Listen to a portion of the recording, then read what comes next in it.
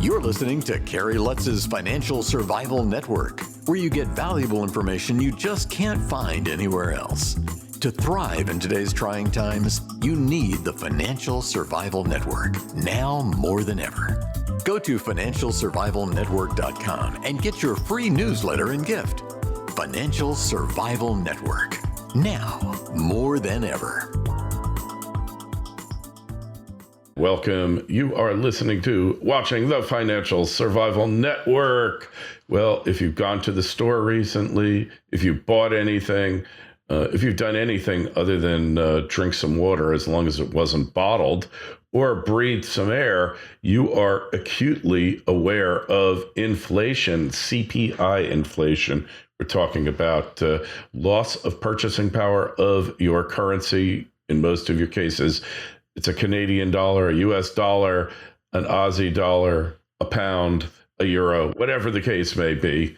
Actually, the only currency getting more valuable is the Russian ruble. Go figure. But what does it mean? How long is it going to go on? Our financial expert, Drew Pelton's on. You find him at drewpelton, PELTON.com. And Drew, how much longer is this pain going to go on? Have we turned the corner? You notice when we talked last time, the Fed was all about this was all transitional. And as I said at the time, the best things in life are transitional. And here we are a year later, not so transitional, huh? Not so transitional. Yeah, those promises don't seem to be coming true. I don't think there's any hope in sight, at least in the short term. If maybe we define that perhaps as the next couple months, half a year. I don't know how it gets turned around quickly. I'll say I think we have an issue and a problem that's going to have a fallout and an impact beyond that which we're seeing, such as volatility in the markets. But I guess the bottom line to what you were saying, Kerry, is I don't see it as so transitory. It's hard to predict what's going to happen and when. It might have to be a November change of guard, so to speak.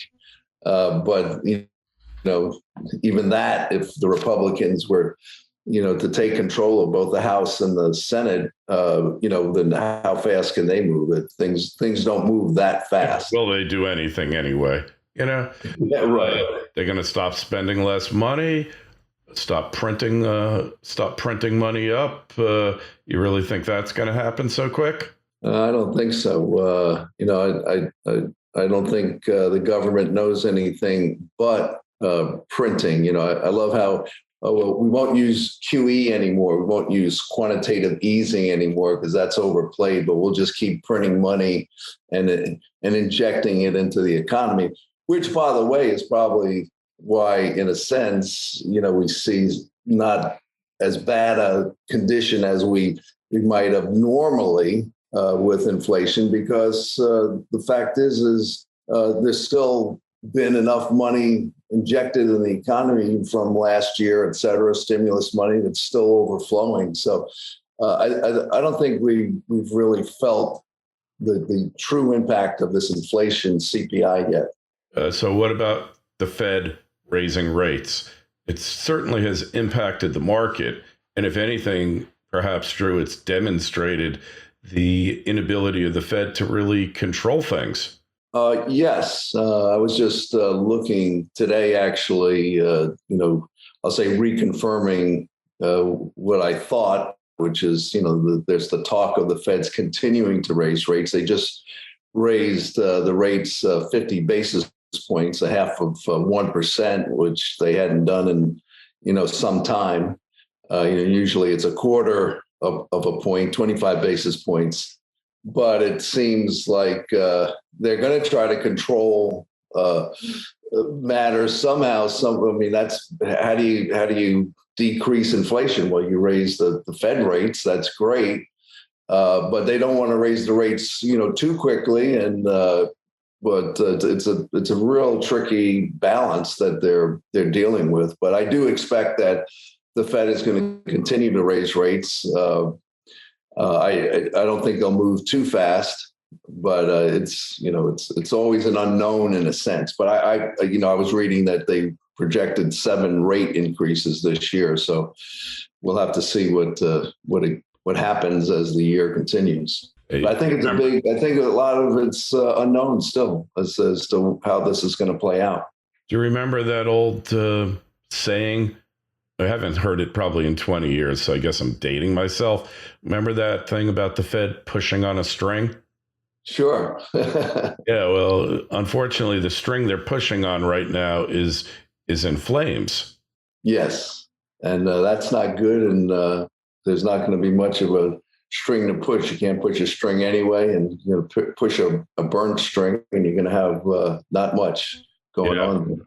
Well, I'm kind of using it wrong because pushing on a string was where they couldn't use monetary policy to end a recession. And as we know, with quantitative easing, they'll do whatever they have to. So it's a lot easier to get us out of a recession than it is to stop from getting us into one. Recession. So there's 2 schools of thought. Number one is that we had one negative period of GDP growth, and the next one comes, we'll be in a recession. The other one, which I happen to espouse, is that we've been in a recession for several quarters already because when they calculate GDP growth, they use a thing called the deflator index, the GDP deflator. And that's where they supposedly strip out inflation from prices to arrive at a real rate of growth. So our real growth has been negative, just like real interest rates have been negative, probably for several quarters. Certainly going back to the pandemic, maybe going back as late as early 2020. That makes sense. I mean, there's always more under the hood than one might think, and I like your expert thought there, because we do hear these broad brush economic reports. Another thing I might add also is we did have an inverted yield curve, back in, I think it was April 1st of this year. It's almost, I'll say flat. I think we're at like 2.5% on the 2-year Treasury and about 2.75% on the 10-year. So what happens there? And I'll say, generally speaking, when you have an inverted yield curve, that's normally an indication also that there's going to be a recession, if, as you're saying, with this GDP deflator, if we're not already in it. So I think we're headed for some tough times. I really do, and that'll equate to some tougher times in the stock market. No doubt. So, but the market is supposed to anticipate all this stuff, right? Sure. They know everything. So they say. No. Well, really, it is interesting to me to listen to all the quote unquote experts that pontificate. I find it interesting. I was Charles Payne, on Fox News, talking about, he's usually the cheerleader, but recently it seems to me in the last month or so, he's been ringing the alarm bells about what's going on, including inflation and what the fallout probably is going to be. Hey, what about Cramer? Right? Right. What do we say about Cramer? I think generally speaking, Jim Cramer's, typical Wall Street cheerleader. I'm not sure if you're talking about anything specifically, but, generally I find him he's always, going to be bullish somewhere with some stock. But yet, on the other hand, I have heard him over the, last, I'll say 15 plus years, he calls it like it is. I can remember him being realistic back in the Great Recession in 2008, the housing crisis. And, it sounded like he he realized, yeah, we got a problem. And certainly there was about a 4% drop in the market. They shut him up real quick when he started telling the truth, didn't they? Right. Remember that? All of a sudden, he's a cheerleader. One moment he's a doom and gloomer. The next minute, the administration's doing an amazing job, right? Right. Yeah. Yeah. It's hard to discern. I mean, I think that's what we're talking about here. Yeah. The news says this, it says that, and there's one opinion, another opinion. There is a tendency to be optimistic. There is a tendency to listen to their cheerleader voice or to the negative voice. But the reality is, I think we got some real issues here, recession-wise, obviously inflation-wise, as we're talking about today. My wife, thank God, she does most of the shopping. I say thank God because I'm glad I don't have to do that. But she says, Drew, I don't know about this 8% inflation they're talking about. She said, I'm seeing certain goods 30, 40% greater than last year. Easily. Yeah. Hey, it's enough to make you want to go out and buy a Tesla. Well, hey, I got to admit, I kind of first saw this coming, got one before the big increase in energy prices. But I know, and that look at nat gas prices today. We're heading towards $10 MCF nat gas. All right. That's got to affect electric rates. Maybe not what at the nukes, they just generate whatever the fixed cost in place plus the fueling.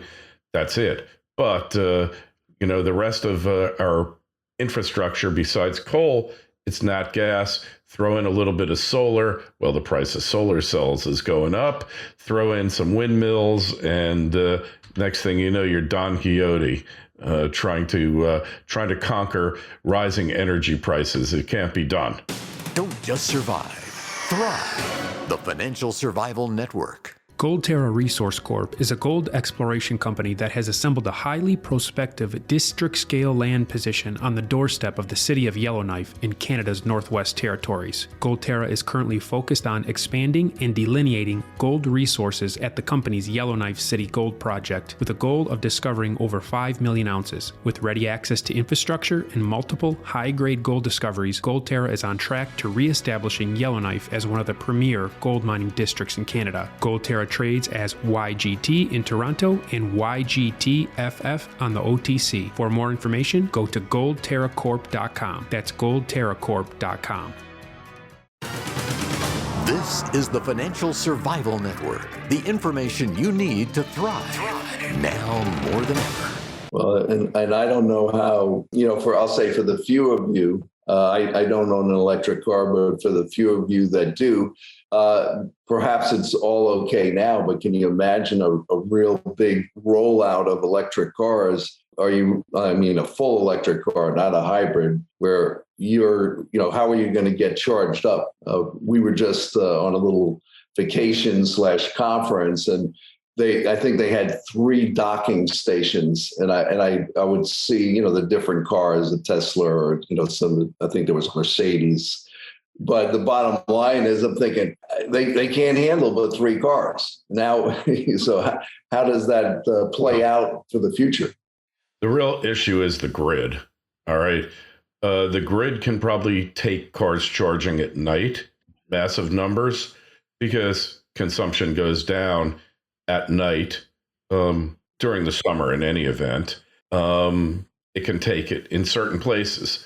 But in places like California and New York, where they refuse to allow new power plants to be built and all of this green energy restriction, they're already having brownouts in California. In Texas, they had that awful winter before last where the grid just failed. If you're in a hot region and you have a really bad winter, then you get spiking energy usage there. If you're in a hot state like in Florida, in the summer, that's when your peak is. And like I went out and I got time of service billing They put in a new electric meter. I think, hey, this is great. I'll charge the Tesla at night for 7 cents a kilowatt hour. You know how much I saved on my electric bill last month, Drew? You could get a kick out of this. $2. I couldn't even buy, I could buy half of a Big Mac, maybe. I mean, a third of a Big Mac. I don't know what one goes for. And a third of a tank of gas, or maybe a half a tank of gas at $4+ a gallon. Half a gallon, yeah. You know, so that's what we're dealing with here, and I don't think people have come to terms with it yet. That electric demand before electric cars goes up 2% a year, year in, year out. All right, it just doesn't. Nothing. This is like for 100 years since the electrification took place. 2, 3, 4%, 4% really intense years, but ordinarily 1 to 2% electric consumption goes up. Now we're going to up, and everything is built on that model. New power plants, except in dumb places like New York and California, where they destroy generating capacity. But everything else is built on that model. Replacement, building of new power plants. And now you're going to bring it once EVs really get big, and they're going to get more popular because right now there is a savings, but then you're going to drive it up to 4 to 6%. And I don't know how the grid handles it. I don't know. You know, I've heard people talk about it's no big deal. It can handle it. Right now, we got 1% of the cars, 2% of the cars being sold in the country are EVs. What happens when it's 40, 50%? I don't know. So it's not a solution, but for right now, it feels really good, Drew. Well, congratulations, by the way. And I hope you're enjoying your car. Hey, it's like, and I mean, not to get into there's a lot of other aspects of the car that are good. There's some that are not so good, but you know, like anything else. And no doubt electric rates are going up right now. They're an average of 13% across the country.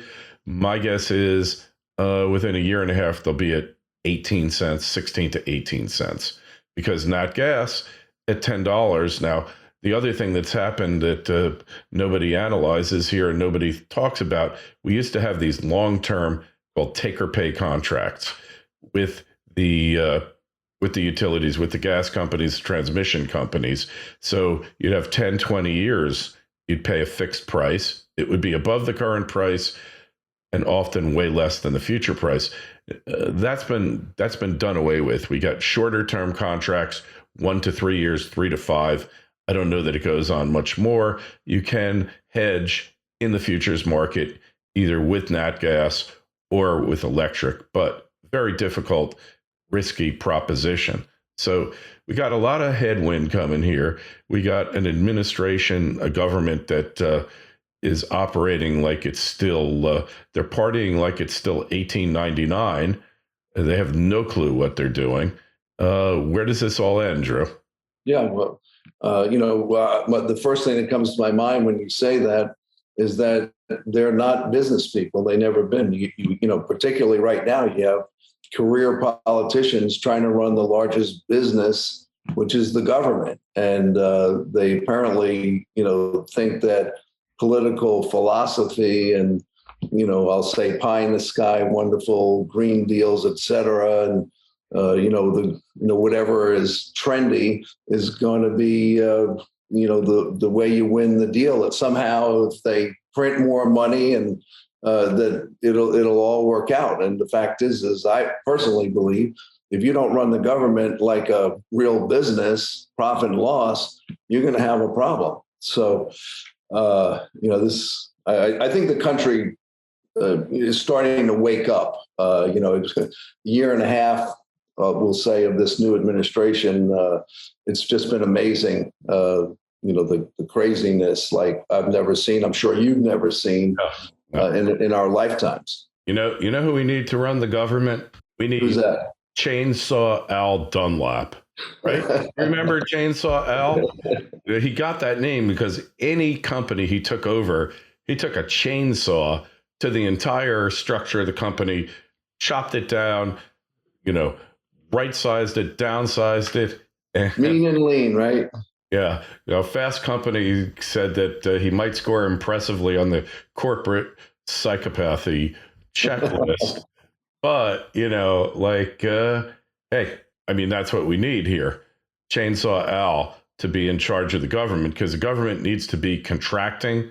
It needs to be limiting itself, shedding operations, selling everything off, and get down to like the mean machine it was, mean machine it was like in the 1700s, 1800s. But I'm not overly optimistic about that. Are you? No, I'm not. I do believe that, to tie into what you were saying, free enterprise, and the people know how to make things happen through free enterprise. Less government, less spending. The American public knows how to go out and do things and make money when they're challenged, so to speak, a good, healthy challenge. But with this current administration, it's going to be a battle with their whole approach, which to me is obvious anti-free enterprise. Like they just have it all turned upside down for what works. Hey, if you want to go have some fun, go to psychology-tools.com. You will get the original hair psychopathy, I don't know how you say it, checklist, which has 20 items. But just to throw out a few: cunning, lack of sincerity, lack of remorse or guilt, pathological lying, deception, lack of affect and emotional depth, callous, lack of empathy, parasitic lifestyle. Does that sound like your government, Drew? It sounds like, unfortunately, our government, and I hate even having to say our government. It describes them well. Spot on. Here's number 14: lack of realistic long-term plans, impulsivity, irresponsible behavior as parent. Right? They think they're our parents.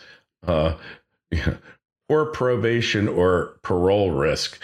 That applies to about 2/3 of our elected officials, doesn't it? It does. It makes me think about the iPhone effect, or we'll just call it the smartphone effect. Everybody thinks they can push a few buttons. They know everything. They dial up an answer, and voila, there's the perfect solution. And then therefore the outcome of what you're saying. Not a good description for a healthy government. Hey, and it's like on the iPhone, they didn't even type it in anymore. They just ask Siri, Siri, what do I do? And did you ever see I know you're going to say the young lady that's applying for a job. I'll just ask Siri, right? Hey, I'm great at research.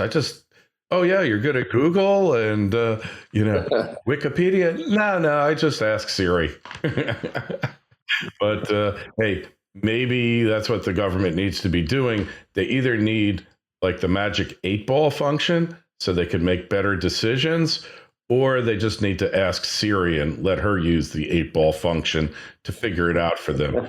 Well, it's a big stinking mess, but somehow, as Churchill is credited with saying, and I don't know that he really said it, is God looks after children, drunks, and the United States of America.